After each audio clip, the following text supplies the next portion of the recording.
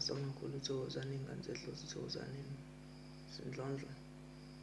Ngiyanibingelela nje nonke bantwana benkosi, bantwana bedlozi, ngiyanibingelela bantwana bethu. Ngicela nje nonke ukuzama ukucacisa la kule ndaba le.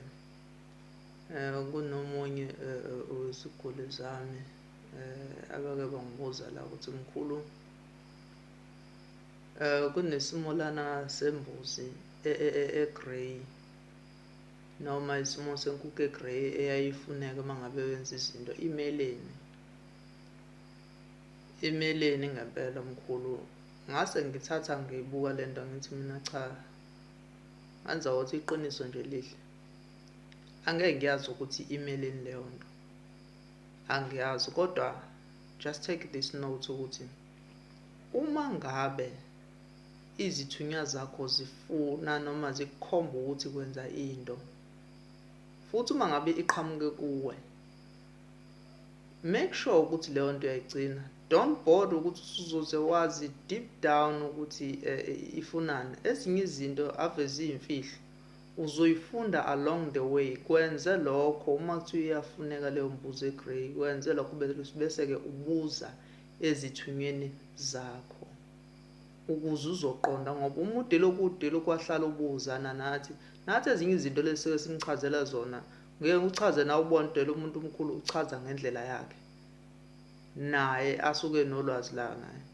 Kodwa lokho akusho ukuthi kulokho umuntu usuke wrong noma kusuke kunjani. Kodwa uma uyiqondile kahle into wayibuza wayithola ezithunyweni, izobe iyiyona, zizobe zingakukhohlisi zingakulahlekisi. Futhi ama-path esiwahambayo awafani, iziphiwo esiziphiwe azifani.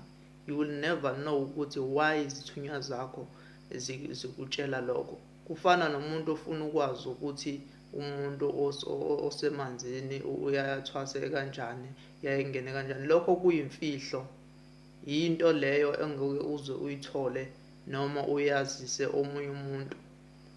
Kufana nokuthi ubone into eyimfihlo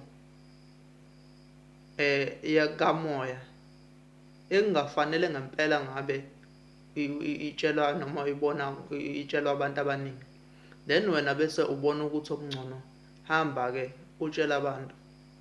Mostly isikhathi esiningi usuke unciphisa ithuba lakho lokuthi uphile emhlabeni uma wenza njalo. Kodwa-ke ngicela nazi lokhu, indaba yembuzi egrey ngenza kwethu umkhulu akayazi. Kuphela uma ngabe iy'thunywa zithe kuwukuthi mhla nami zangitshela zangihlebela ukuthi cha, ngenza kwethu kahle kahle isuke siyifunela ukuthi nokuthi le mbuzi ngiyobe sengikwazisa-ke. Kodwa kwamanje cha, nami angazi. Lalela ufundo kwey'thunywa zakho, uma kwenzeke kahle kuyobe kwenzeke kahle kuphelele. Ziningi izinto singabe lapha esingeke size sayikhuluma phambi kwenu, nesingeke sayikhuluma ngoba zisuke ziyimfihlo. Izinto zemfihlo kamoya ezinye azikhulunywa nje nhlobo. Ngibonge-ke ingane zakwethu, ngithi ake ndlulise nje lowo myalezo.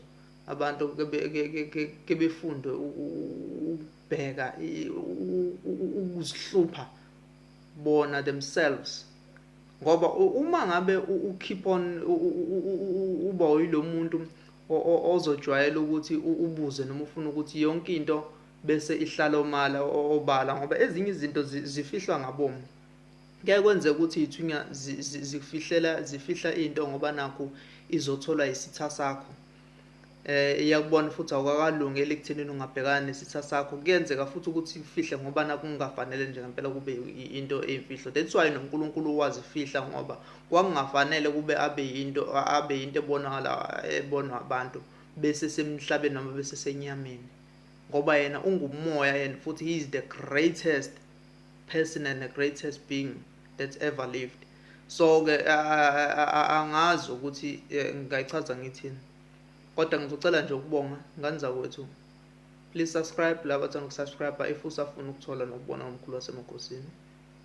Press the subscribe button and umfonele umkhulu ku 072 008 1995 naku 067 906 2838, or find him kumzophila uNtuli gmail.com. That's my email.